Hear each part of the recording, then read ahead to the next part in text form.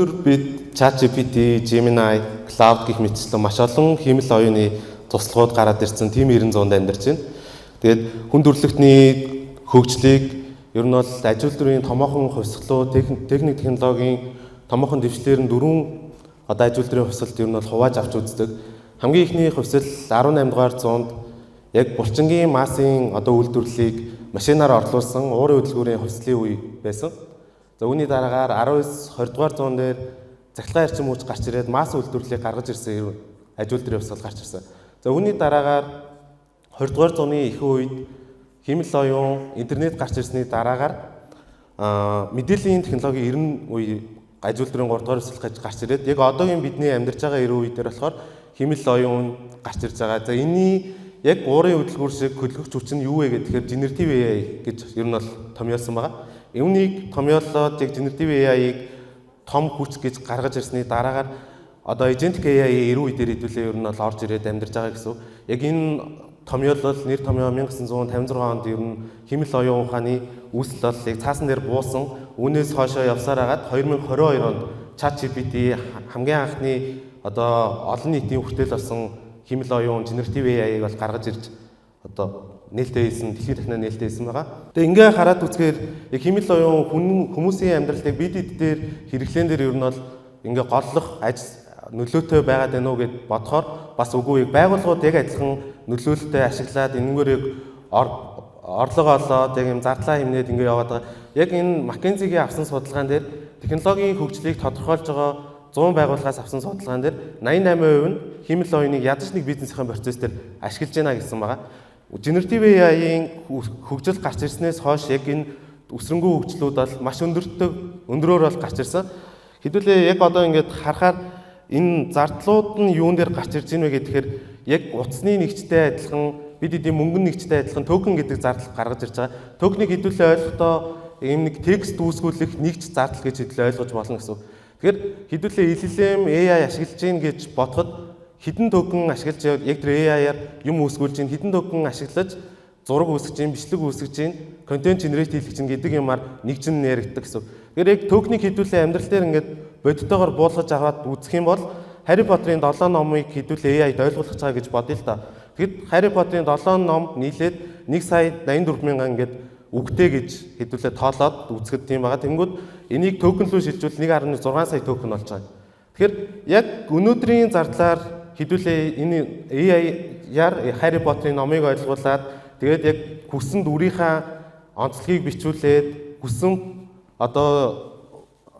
үйл явдлыгаа тайлбарлуулъя гэх юм бол ердөө $5 шаардлагатай болно гэсэн үг байхгүй. Тэнгүүд энийг хамгийн анх 22 онд нээлттэй хийж явах үе дээр хэд байсан бэ гэхээр энэ мөнгө маань $60-оор хийх боломжтой гэсэн. Тэгэхээр асар хурдцтайгаар хиймэл оюуны зардал маань буураад явж байгаа. Үүний нөлөөгөөр ажлын байран дээр ажлын байрууд нэлээд өөрчлөгдөж орж ирж байна. Жишээлбэл хамгийн ингээд ойрхон авч болох жишээ болохоор орчуулагчийн ажлын байр байгаа. Хэдүүлээ нэг орчуулагчийг 100 хуудас ингээд документ орчууллаа гэж бодоход тэр нь ингээд нийтдээ 25,000 үгнээс бүрдэж байгаа юм байна л та. Тэнгүүд яг мэргэжлийн орчуулагчаар орчуулахад 8-аас 12 ажлын өдөр орж байгаа. Хэдүүлээ AI ашиглаад энийг орчуулуулчих юм бол ердөө 2 минут дотор гаргаад ирэх боломжтой гэсэн. Ийм том нөлөөллүүд ажлын байран дээр орж ирж байгаа. За дараагийн нэг жишээ гэх юм бол IT-ийн салбар дээр ороод ирсэн. Бид эдтэй хамгийн ойрхон салбар coding assistant орж ирж байгаа. Одоо девелоперууд өөрсдийнхөө бүтээмжийг 10 дахин нэмэгдүүлэх, 20 дахин нэмэгдүүлэх боломжтой болсон. Тэгэхээр яг девелоперийн ажлын байр бол байхгүй болохгүй. Энэ төрлийн хиймэл оюун гарч ирснээрээ нэг девелоперийн хийдэг 10 девелоперийн хийдэг ажлыг нэг девелопероор хийлгдэг болсноос биш тэр девелоперыг AI-аар солиод тавьцаа явдал ерөөсөө биш гэсэн үг байхгүй. Тэгэхээр энийг гарч ирснээрээ бид зүгээр юм санаа байсан зүйлсийг бодитоор хэрэгжүүлэх боломжтой болсон гэсэн. Текстээс код бичүүлэх боломжтой болсон. Би ямар нэгэн бизнес эрхлэх гээд бизнес санаагаа батлахын тулд надад нэг прототип пэйж хэрэг болно да. Тэнгүүд тэрийг ердөө 3 хуудас пэйжийг $1 үүсгэх боломжтой болчихж байгаа гэсэн үг байхгүй. Тэгэхээр хамгийн түгээмэл хэрэглэж байгаа код нь туслах болвол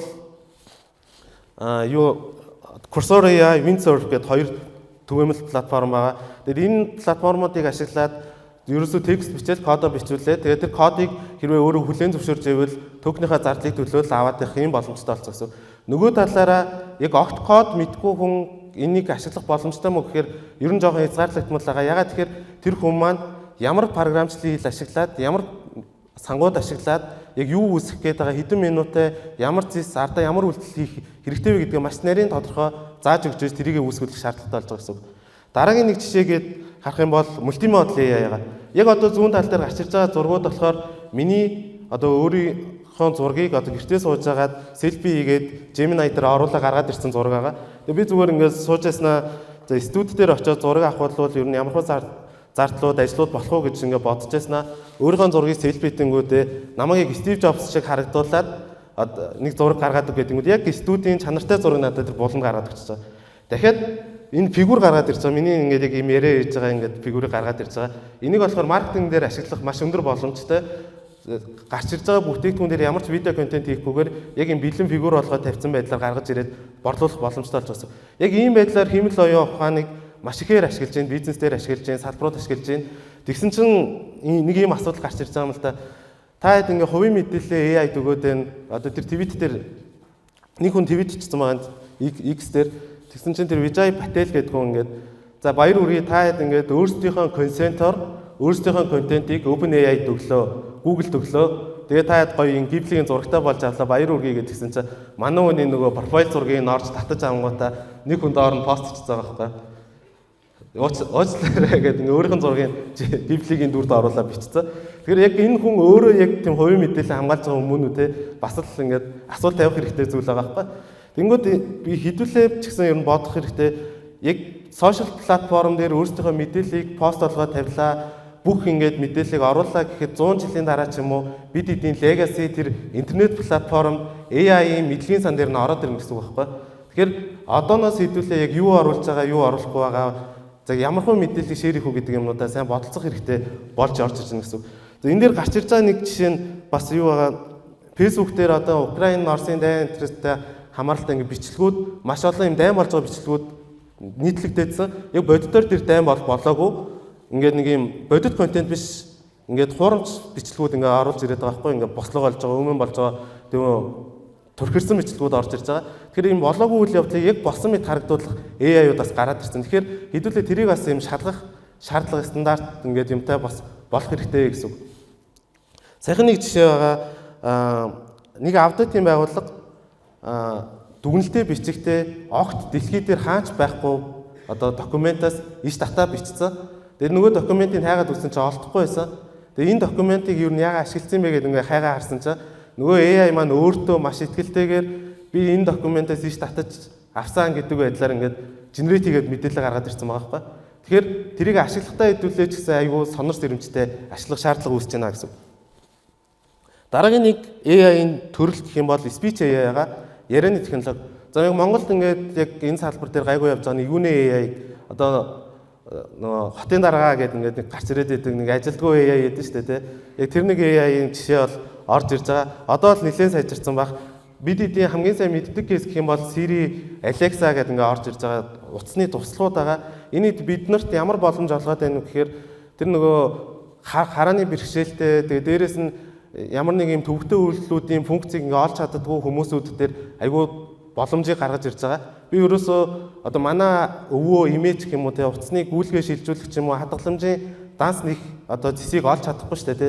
Тэнгүүд би данс нэмэр байна гэж яг тэр зэсийг гаргаж ирээл менюн дээрээ үйлчлэх боломжтой болгож байгаа гэсэн.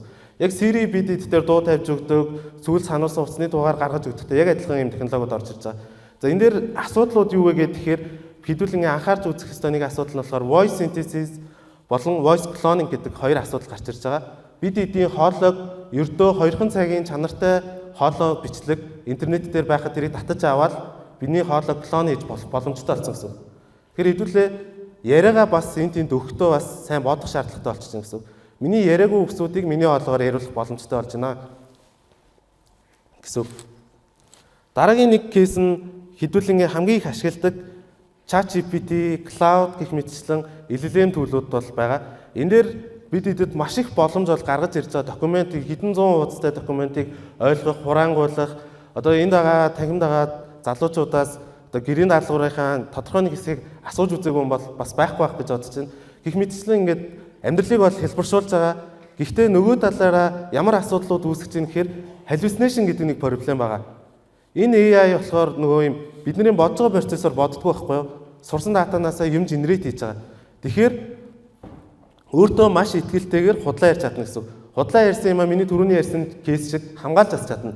Би эндээс ийш татаад ярьсан юм а гэдэг ингээд гарч ирнэ. Яг нөгөөдийн шалгаад үзэхээр байхгүй документ байх эрсдэл гарч ирж байна гэсэн. За дараагийн асуудал нь энэ bias гэдэг юм байгаа. Сургалтын даатан дотроо яг юм бүх хүний онцлогийг оруулаагүй бол хүмүүсийг жоох ялгарлан үзэх хандлага гаргах зэрэг магадaltaй гэсэн. Дараагийн кейс гэх юм бол яг ийм болоогүй үйл явдлыг болцсон юм шигээр гаргаж ирэх. Дээрэс нь яг өнөөдөр нийтлэгдсэн мэдээллийг ойлгохгүй байх магадлалууд зөндөө гарч ирж байгаа.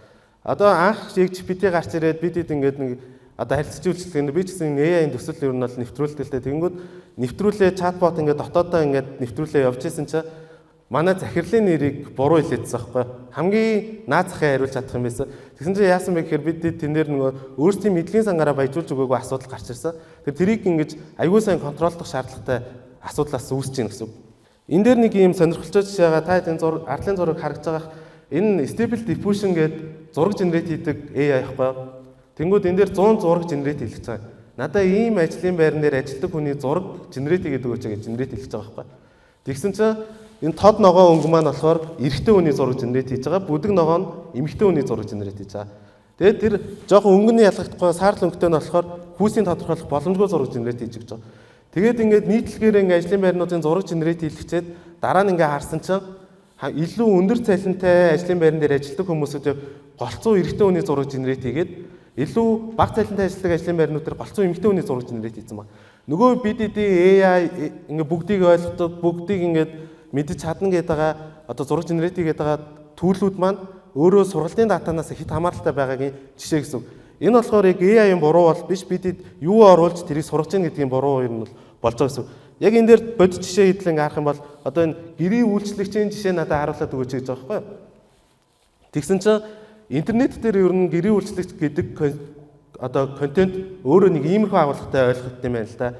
Аз тэгснээ эсвэл нэг жоохон Филиппин гаралтай хүн гэдгээр ингээ ойлгодог. Энэ бол ингээд Stable Diffusion гэдэг AI-ийн ойлгож байгаа одоо ойлголцсон нь ер нь бол юм байна гэсэн.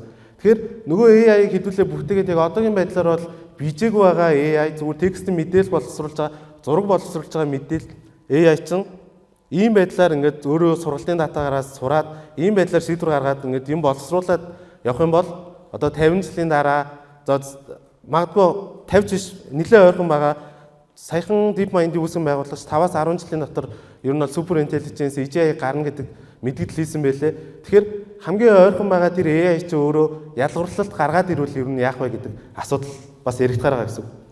Энэ нэг жишээ байгаа. Энэ дээр болохоор AI дээр нохооны зургууд таниулж байгаа байхгүй, нохооны үйлдвэр таньдаг AI байгаа.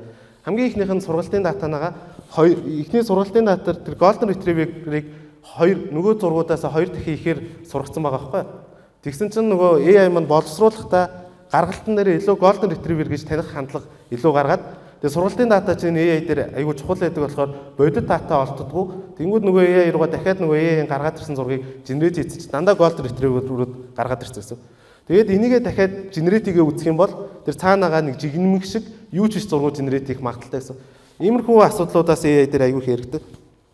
Хамгийн сүүлд нь хэдүүлэнгийн одоо яг ингээд одоо хүртэл ингээд саяны ингээд кейсүүдийг ингээд базаад ярих юм бол хэдүүлэнд нь маш олон гой боломжууд бол гараад ирсэн.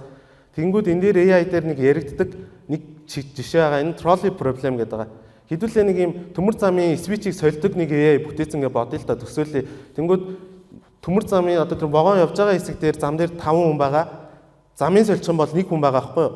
Энэ дээр AI шийдвэр гаргахаар бол ямар шийдвэр гарах вэ гэдгийг бид тодорхойлж чадсан байжээж тэр AI-ыг шийдвэр гаргалтанд оролцуулах шаардлагатай гэсэн. Тэр юуг тодорхойлох шаардлагатай вэ гэхээр бид одоо тэр утилитар зарчим буюу нийт хүмүүсийн эрх ашиг хамгийн бага зорчигдож байгаа сонголтыг сонгох уу гэдэг дээр шийдвэрийн тодорхойлох ёстой.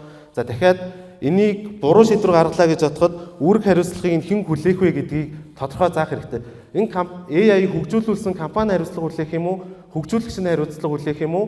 Эсвэл нийтлэг тэр одоо сошиалын тогтсон дэг журмыг тогтоож байгаа засгийн газар нь хариуцлага хүлээх юм уу гэдэг юмыг ярих хэрэгтэй. Тэнгүүд энэ дээр responsible AI гэдэг юм яригдж байгаа. За хоёр дахь нь болохоор ethical AI ёс зүйтэй байх ёстой.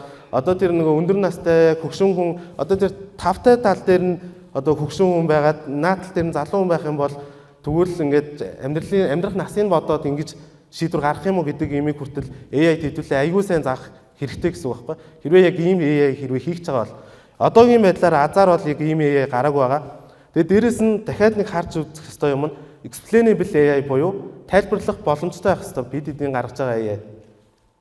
Гаргасан бүх шийдвэрийн хэдлээ тайлбарлах боломжтой. Зээлийн шийдвэр дээр хэдүүлээ ашиглаж байгаа бол ягаад тэр зээлч бага зээл авах ёстой вэ? Ягаад их дүнтэй зээл авах ёстой вэ гэдгийг тайлбарлах боломжтой байх ёстой.